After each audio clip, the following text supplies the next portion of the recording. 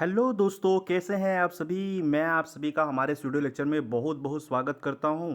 तो कैसी चल रही है आपकी तैयारी। हम चैप्टर 7 मतलब क्लास 7 के बाल हिंदी के चैप्टर्स को कंप्लीट करे थे, जिसमें हमने चैप्टर 6 कुंती कवर कर चुका था, चैप्टर 7 भीम कवर कर चुका था।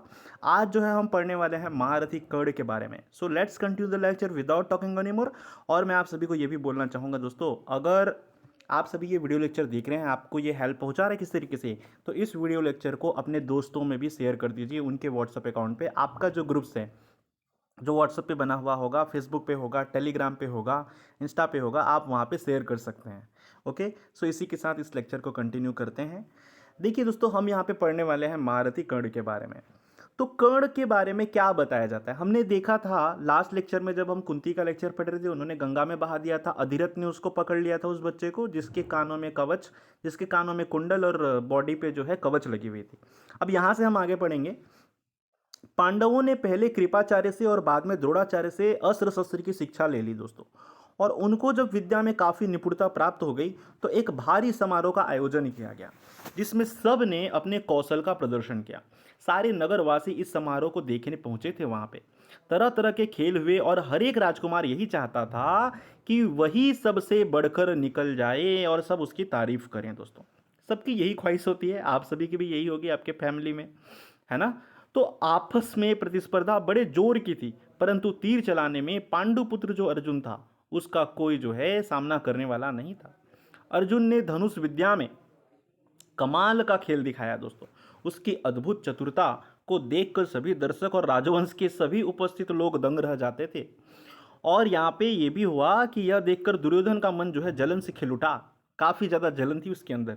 अभी खेल खेल हो ही रहा था, इतने में रंगभूमि के द्वार पर खम ठोकते हुए एक रोबिला और तेजस्वी युवक मस्तानी चाल से आकर अर्जुन के सामने खड़ा हो गया। एक्चुअली कहानी ऐसी है कि वहाँ पे जब अर्जुन तीर चला रहा था और सबका मनोरंजन कर रहा था अपने तीरों के ताकत की बदौलत, तब उनके गुरुओं ने वहाँ पे अनाउंसमेंट कर दी कि अर्जुन से बड़ा धनुधर कोई नहीं है। तब उस समय महारथी कर्ण जो है सामने आ जाते हैं, कहते हैं इस बात की घोषणा आप ऐसे नहीं कर सकते, पहले मुकाबला करा लीजिए, उसके बाद आपको पता चल जाएगा कि सबसे बड़ा धनुधर कौन है। ठीक है। तो यहाँ पे ऐसा कुछ होता है। अब यहाँ पे क्या होता है, आगे हम यहाँ से बढ़ेंगे। ठीक है। अब यहाँ से आगे बढ़ेंगे दोस्तों हम। ओके। देखिए, अभी खेल हो ही रहा था, इतने में रंगभूमि के द्वार पर खम ठोकते हुए एक रोबिला और तेजस्वी युवक जो है वहां पे मस्तानी चाल से आकर अर्जुन के सामने आकर खड़ा हो गया। यह युवक और कोई नहीं, अधिरथ द्वारा, जो कुंती ने अपने पुत्र को छोड़ दिया था गंगा नदी में, जो पाला गया पुत्र था अधिरथ द्वारा, लेकिन उसकी कुंती पुत्र होने की बात किसी को मालूम नहीं थी, वही पुत्र था दोस्तों। रंगभूमि में आते ही उसने अर्जुन को ललकारा, अर्जुन, जो भी करतब तुमने यहाँ दिखाए हैं उनसे बढ़कर कौशल मैं दिखा सकता हूँ, क्या तुम इसके लिए तैयार हो। इस चुनौती को सुनकर दर्शक मंडली में बड़ी खलबली मच गई कि पर ईर्ष्या की आग से जलने वाला दुर्योधन को यह बड़ी राहत मिली कि कोई तो है इसके टक्कर का जो सामने आके बोल रहा है। और पब्लिक हैरान थी कि भाई ये अनजान युवक कौन है। क्योंकि दोस्तों काफी समय तक कर्ण जो है वह अपनी तैयारी में अपनी शस्त्र विद्या जो है, अस्त्र शस्त्र की शिक्षा जो है, वो जो है शुक्लाचार्य से लेने के लिए चले गए थे हिमालय के कंदराओं पर। ठीक है। तो वहां से फिर वो वापस लौटे, उनको कोई पहचानता नहीं था। अचानक आके उन्होंने टूर्नामेंट में चैलेंज कर दिया और उसने तपाक से कर्ण का स्वागत किया और उसे छाती से लगाकर बोला, कहो कर्ण कैसे आए, बताओ हम तुम्हारे लिए क्या कर सकते हैं। कर्ण बोला, राजन, मैं अर्जुन से द्वंद्व युद्ध और आपसे मित्रता करना चाहता हूं। दुर्योधन को यह बात कही कर्ण ने। ऐसा क्यों, पहले देखिए, कर्ण जो है दोस्तों अर्जुन का दोस्त था बचपन में, लेकिन उसका एक भाई था जिसको जो है वहां पे राज्यसभा में मार दिया गया। कर्ण ने युधिष्ठिर से सहायता मांगी, लेकिन युधिष्ठिर उस समय बालक था, तो वो कुछ करने योग्य भी नहीं था, समर्थ भी नहीं था, तो उसने कुछ रिस्पॉन्ड नहीं दिया। तो इस बात से कर्ण को इन लोगों से नफरत हो गई थी। अब वहां पे फिर क्या होता है, कर्ण जो है यहाँ पे युधिष्ठिर दुर्योधन का हाथ थाम लेते हैं। जबकि कहानी में ट्विस्ट ये है कि दुर्योधन और उसके जो चालबाज शकुनी मामा थे, उनके ही चाल की वजह से कर्ण का भाई की मौत हो गई थी दोस्तों। अब यहाँ पे क्या होता है, कर्ण की चुनौती को सुनकर अर्जुन को बड़ा तहस आया। वह बोला, कर्ण, सभा में जो बुलाए बिना बुलाए आते हैं और जो बिना किसी के पूछे बोलने लगते हैं, वे निंदा के योग्य होते हैं। यह सुनकर कर्ण ने कहा, अर्जुन, यह उत्सव केवल तुम्हारे लिए ही मनाया जा रहा है, तुम्हारे लिए ही नहीं मनाया जा रहा है। सभी प्रजाजन इसमें भाग लेने के अधिकारी रखते हैं। व्यर्थ ढींगे मारने से फायदा क्या? चलो तीरों से बात कर लें, देख लेते हैं कौन श्रेष्ठ है। तब कर्ण ने अर्जुन को यूं चुनौती दी, तो दर्शकों ने तालियां बजाईं। उनके दो दल बन गए। अब दर्शक भी चाहते थे कि कर्ण और अर्जुन के बीच में युद्ध हो जाए दोस्तों। एक दल अर्जुन को बढ़ावा देने लगा और दूसरा दल कर्ण को। इसी प्रकार वहां इकट्ठी स्त्रियों के भी दो दल बन गए। कुंती ने कर्ण को देखते ही पहचान लिया और भय और लज्जा के मारे मूर्छ सी हो गई। उसको समझ में आ गया, उसके कानों में कुंडल और वही कवच उसको नजर आए। उसकी यह हालत देखकर विदुर ने दासियों को बुलाकर उसे चेत करवाया। और इसी बीच कृपाचार्य ने उठकर कर्ण से कहा, अज्ञात वीर महाराज, पांडु का पुत्र और कुरुवंश का वीर अर्जुन तुम्हारे साथ द्वंद्व युद्ध करने के लिए तैयार है। किंतु तुम पहले अपना परिचय तो दो। तुम कौन हो, किसके पुत्र हो, किस राजकुल को तुम विभूषित करते हो, यानी कि किस राजा के बेटे हो। द्वंद्व युद्ध बराबर वालों में ही होता है। कुल का परिचय पाए बगैर राजकुमार कभी भी द्वंद्व करने को तैयार नहीं होते। कृपा, जैसे आपने देखा होगा लड़ाई जब होती है तो राजा राजा से लड़ता है, सेना सेना से लड़ती है। उसी प्रकार से वहां पे भी प्रचलन था। तो ऐसा नहीं कि कुछ अलग चीज बोल दिया था उन्होंने। कृपाचार्य की यह बात सुनकर कर्ण का सिर झुक गया। कर्ण को इस तरह देखकर दुर्योधन उठ खड़ा हुआ और बोला, अगर बराबरी की बात है तो मैं आज ही कर्ण को आंग्ल देश का राजा घोषित कर देता हूं। यह कहकर दुर्योधन ने तुरंत पितामह भीष्म और पिता धृतराष्ट्र से अनुमति लेकर वहां की रंगभूमि में राज्याभिषेक की सामग्री मंगवाई और कर्ण को अंग देश का राजा बना दिया दोस्तों।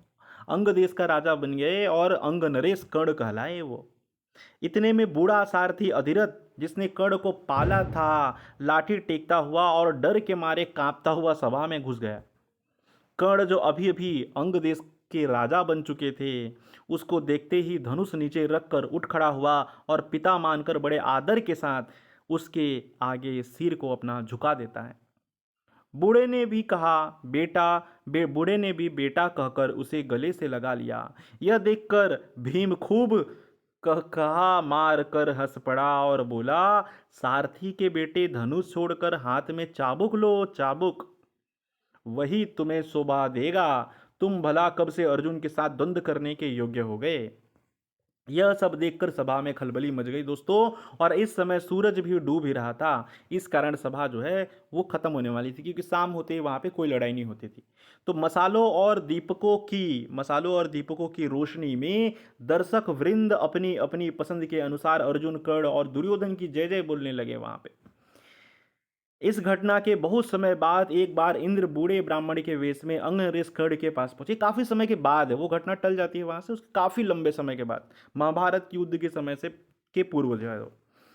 तो वहां पे इंद्रदेव जो है बूढ़े ब्राह्मण के रूप में अंगनरेश कर्ण के पास आए और उनसे जन्मजात कवच और कुंडली की भिक्षा मांगी। ये कहाँ पे मांगी? एक्चुअली कहानी ऐसा है कि कर्ण जो है सुबह सुबह सूर्य को जल अर्जित करने जाते थे, यानी जल चढ़ाने जाते थे नदी में। तो वहां पे कोई भी पहला व्यक्ति आके उनसे कुछ भी मांगता था, कर्ण उसको कभी मना नहीं करते थे, इसलिए उनको दानवीर कर्ण कहा गया दोस्तों। तो इंद्र ने वहां से जाकर के कवच कुंडली मांग ली, क्योंकि कोई भी तीर चलाने से कवच कुंडल उसकी रक्षा करते थे कर्ण की। तो कर्ण को कभी नुकसान होने वाला था नहीं। इंद्र को डर था कि आने वाला जो महाभारत का युद्ध होने वाला है उसमें कर्ण की शक्ति से अर्जुन पर विपत्ति आ सकती है, क्योंकि अर्जुन तीर चलाएगा तो उसके शरीर पे तीर जाके लगेगा नहीं। तो ये एक दिक्कत भरी बात थी यहाँ पे। कर्ण की शक्ति से अर्जुन पर विपत्ति आ सकती है, इसी कारण कर्ण की ताकत कम करने की इच्छा से उन्होंने उससे यह भिक्षा मांग ली। कहीं ना कहीं एक ये जेन्युइन एक्ट भी था दोस्तों। अगर आप देखेंगे, अगर दोनों योद्धा युद्ध लड़ रहे हैं और उनके बॉडी में एक कवच लगा हुआ है, तो कहीं तरीके से भी ये बराबरी का युद्ध नहीं होता है। अगर वैसा ही कवच अर्जुन के भी शरीर में होता तो दोनों आपस में युद्ध कर ही नहीं पाते, किसी की मौत होती नहीं वहां पे। तो वो कवच कुंडल का निकलना जरूरी था। कवच कुंडल के बिना भी कर्ण जो है महान धनुर्धर थे दोस्तों, और उन्होंने बराबर की टक्कर दी अर्जुन को फाइनली। अब यहां से देखिए, कर्ण को सूर्यदेव ने पहले ही सचेत कर दिया था कि उसे धोखा देने के लिए इंद्र ऐसी चाल चलने आने वाले हैं। परंतु कर्ण इतने दानी थे कि किसी के कुछ मांगने पर वह मना कभी नहीं करते थे। वो जान गए थे कि वो इंद्र है बोल के, और भिखारी के वेश में इंद्र धोखा कर रहे थे वहां पे। कर्ण ने अपने जन्मजात कवच और कुंडल निकालकर भिक्षा में दे दिया और उनका शरीर जो है लहूलुहान हो गया, क्योंकि बचपन से वह जो है उनके शरीर का एक अंग बना हुआ था। इस अद्भुत दानवीरता को देखकर इंद्र भी शॉक्ड रह जाते हैं। कर्ण की प्रशंसा करते हुए बोले, कर्ण तुमसे मैं बहुत खुश हूँ, तुम जो भी वरदान चाहो मांग लो। कर्ण ने देवराज से कहा, आप प्रसन्न हैं तो शत्रुओं का संहार करने वाला अपना शक्ति नामक शस्त्र मुझे दे दीजिए। उस शस्त्र के प्रहार से कोई भी नहीं बच पाया था दोस्तों। ठीक है। अब बड़ी प्रसन्नता के साथ वह शस्त्र कर्ण को देते हुए देवराज ने कहा, युद्ध में तुम जिस किसी को लक्ष्य करके इसका प्रयोग करोगे वह अवश्य ही मारा जाएगा, परंतु एक ही बार तुम इसका प्रयोग कर सकोगे। तुम्हारे शत्रु को मारने के बाद यह मेरे पास वापस आ जाएगा। इतना कहकर इंद्र जो है दोस्तों वहां से चले जाते हैं। ठीक है। अब हम यहां से आगे बढ़ते हैं। एक बार कर्ण को परशुराम जी से ब्रह्मास्त्र सीखने की इच्छा हुई, इसलिए वह ब्राह्मण के वेश में परशुराम जी के पास चला जाता है। दोस्तों माफ कीजिएगा, मैंने शुक्लाचार्य बताया था, वो परशुराम थे एक्चुअली, उनके गुरु जो है ना। ब्राह्मण के वेश में वो परशुराम जी के पास चले जाते हैं और प्रार्थना की कि उसे जो है शिष्य स्वीकार करने की कृपा कर लें। परशुराम जी ने उसे ब्राह्मण समझकर शिष्य बना लिया। इस प्रकार छल से कर्ण ने ब्रह्मास्त्र चलाना सीख लिया दोस्तों, क्योंकि परशुराम जी केवल ब्राह्मणों को शिक्षा देते थे, राजपूतों से तो नफरत करते थे वो, क्योंकि उन्होंने तो धरती से समूल राजपूत वंश का नाश कर दिया था। एक दिन परशुराम कर्ण की जांग पर सिर रखकर सो रहे थे। इतने में एक काला भौरा कर्ण की जांग के नीचे घुस गया और काटने लगा। कीड़े के काटने से कर्ण को बहुत पीड़ा हुई और जांग लहूलुहान हो गई, पर कर्ण ने भय से कहीं गुरुदेव की नींद न खुल जाए जांग को जरा भी हिलाया डुलाया नहीं दोस्तों। जब खून से परशुराम का शरीर भीगने लगा तो उनकी नींद खुल गई। उन्होंने देखा कि कर्ण के जांग से खून बह रहा है। यह देखकर परशुराम बोले, बेटा सच सच बताओ तुम कौन हो। तब कर्ण असली बात नहीं छिपा पाए दोस्तों। उसने स्वीकार कर लिया कि वह ब्राह्मण नहीं है बल्कि सूत का पुत्र है। यह जानकर परशुराम को बहुत गुस्सा आया और उन्होंने गुस्से में आकर के उसी घड़ी में कर्ण को श्राप दे दिया, क्योंकि तुमने अपने गुरु को धोखा दिया, इसलिए जो भी विद्या तुमने मुझसे सीखी है वह अंत समय में तुम्हारे किसी काम नहीं आएगी। एंड वक्त पे तुम सारे मंत्र उच्चारण भूल जाओगे और रण क्षेत्र में तुम्हारे रथ का पहिया पृथ्वी में धंस जाएगा। परशुराम जी का यह साप झूठा नहीं हुआ। जीवन भर कर्ण को उनकी सिखाई हुई ब्रह्मास्त्र विद्या याद रही दोस्तों। लेकिन कुरुक्षेत्र में अर्जुन से लड़ते समय जो है ऐसा ही हुआ, उन्होंने सारे मंत्र उच्चारण भूल गए और दुर्योधन के घनिष्ठ मित्र कर्ण के अंत समय तक कौरवों का साथ इन्होंने नहीं छोड़ा था। जो कर्ण थे अंतिम समय तक कौरवों का साथ नहीं छोड़ा था, पापियों का साथ दे ही रहे थे, इसीलिए उनका सर्वनाश हो जाता है। कुरुक्षेत्र के युद्ध में भीष्म और आचार्य द्रोण के आहत हो जाने के बाद, भीष्म को जब अर्जुन ने तीर चला के तीर के सैया पे लेटा दिया था, द्रोणाचार्य खत्म हो चुके थे, उसके बाद दुर्योधन ने कर्ण को कौरव सेना का सेनापति बना दिया। कर्ण ने 2 दिन तक अद्भुत कुशलता के साथ युद्ध का संचालन किया। आखिर जब शापवश उसके रथ का पहिया जमीन में धंस गया और वह धनुष बाण रख कर जमीन में धंसा हुआ पहिया निकालने का प्रयास कर रहा था, तभी अर्जुन ने उस महारथी पर प्रहार किया। और माता कुंती ने जब यह सुना, उसके दुख की सीमा नहीं रही दोस्तों, कि 2 भाइयों में आपस में लड़ाई हो गई और एक भाई ने दूसरे भाई की हत्या कर दी। ये काफ़ी दुखद घटना था दोस्तों यहाँ पे। तो दैट्स इट फॉर टुडे दोस्तों। मिलते हैं अगले लेक्चर में। हम पढ़ेंगे अगले चैप्टर में द्रोणाचार्य जी के बारे में, जो जितने पांडव थे, कौरव थे, उनके गुरु थे, उनके बारे में हम अगले लेक्चर में पढ़ेंगे। So that's it for today दोस्तों। Thanks for watching once again. अगर आपको ये लेक्चर पसंद आया तो हमारे चैनल को सब्सक्राइब कीजिएगा और लाइक कीजिएगा। थैंक यू दोस्तों।